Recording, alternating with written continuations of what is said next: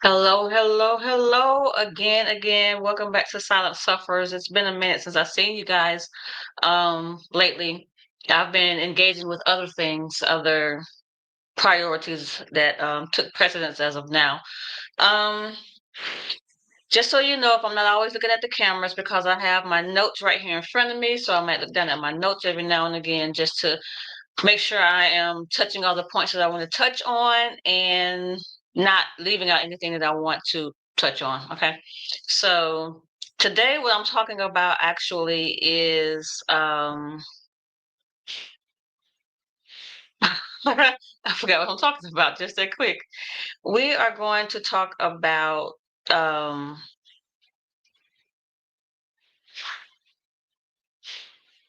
the importance, the understanding silent suffering, actually. So, what exactly is silent suffering? Silent suffering is, or sufferer, it refers to a person that has been through trauma in life, whether it's been emotional, psychological, or physical pain throughout their life, and they don't necessarily ex- explain it or they don't express it. What's what I'm looking for?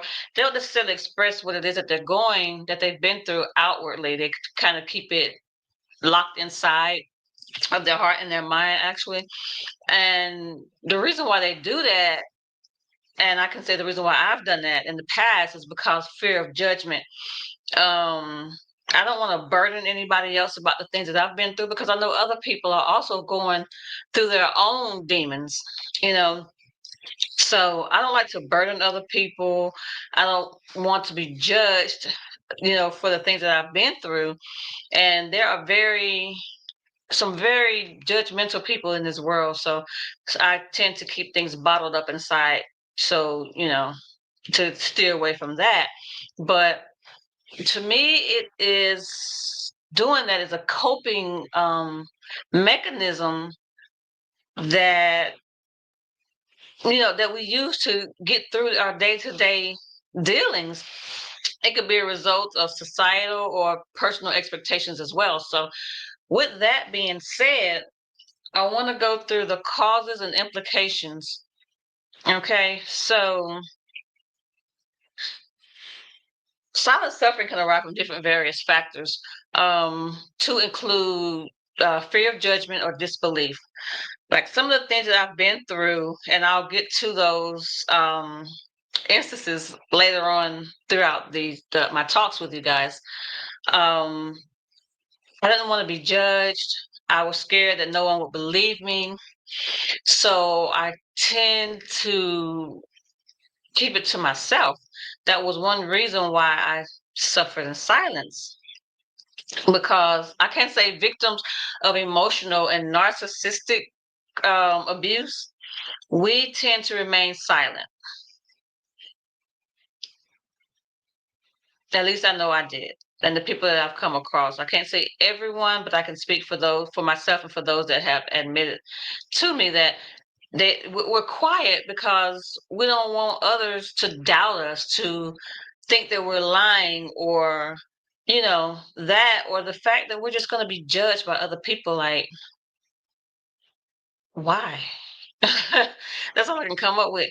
um Other silent suffering can arise from internalized expectations, okay, like cultural beliefs, um religious teachings. They encourage individuals to endure hardship, especially women.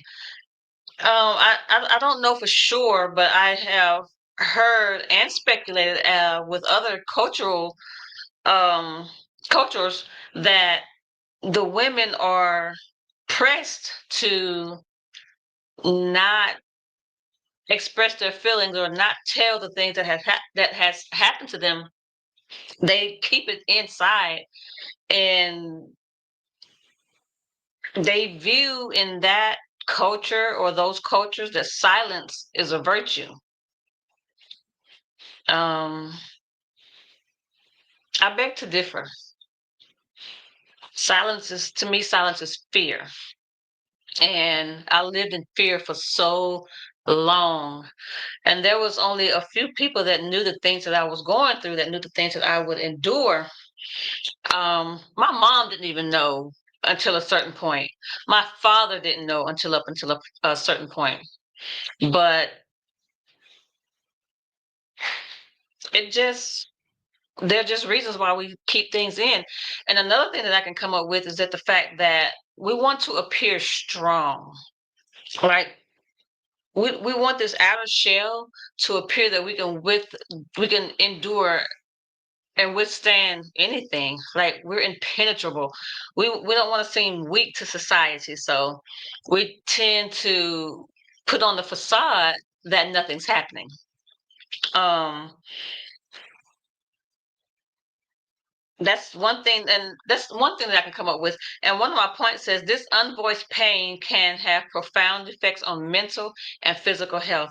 And I can testify to that on the first level degree that my mental health has encountered different struggles, and my physical health has encountered different struggles with me holding in the things that I've been through. So it's very good to find your circle, find your people, find your tribe where you could open up to and you can release those feelings or those unvoiced trauma that you've been through. You can talk about it. I've noticed in my life, the more I talk about my trauma, the more I get to overcome my trauma. So I tend to talk about it more than I did before I decided to not be silent any longer. So the importance of breaking the silence is so recognizing and addressing the silent suffering is very crucial. So once you recognize it and you address it, things tend to, like I said, lift the weight off your shoulder.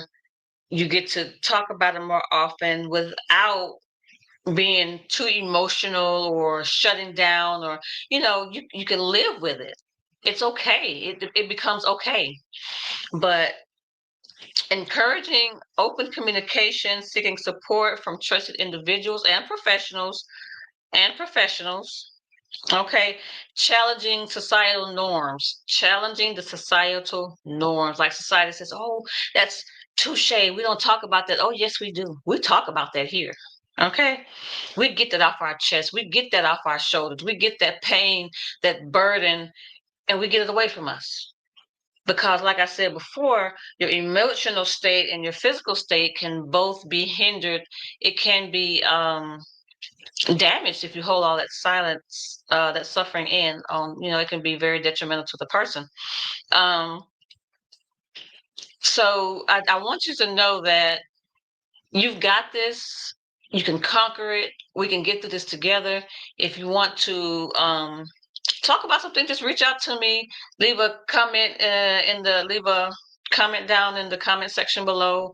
Just let me know some kind of way that, hey, you want to reach out, you want to talk, or get some things off your chest, or anything of the norm, or not of the norm. Okay, but speaking about it is not a weakness. Speaking about your trauma, speaking about your pain, speaking about the things that you've been through and endured through life is strength. And it's not only the strength for you, but it's also strength for whomever else that might see you that is going through the same thing. It gives them strength to, hey, speak up and not take this or not endure this alone. So it's not a weakness, it's a strength, actually. Um, so with that being said, I know this was a very quick talk in understanding silent suffering and silent sufferers. And I didn't want to keep it too long, so it's short enough that you can get through and maybe soak some things in or whatever. But just so you know, I will eventually get to the things that I've endured. So if you haven't subscribed, go ahead and subscribe, hit that subscription button, follow me, um, engage with me down in the comments. I'll make sure I answer any questions or um, respond to any comments that you guys leave. um Invite your friends and share me out. Just help the channel grow that we can get people in that can benefit from talking about these instances. Okay, so without further ado, I'm going to go ahead and close this talk. It's ready to be verified. I'm going to go ahead and close this talk. I'm sorry, I had a notification come up. And I will see you guys on the next talk, and hopefully I will get into some stories or some, yeah, have a little story time with you guys while I'm doing some things or whatever. And until further, until another time, until we meet again, see you later, guys.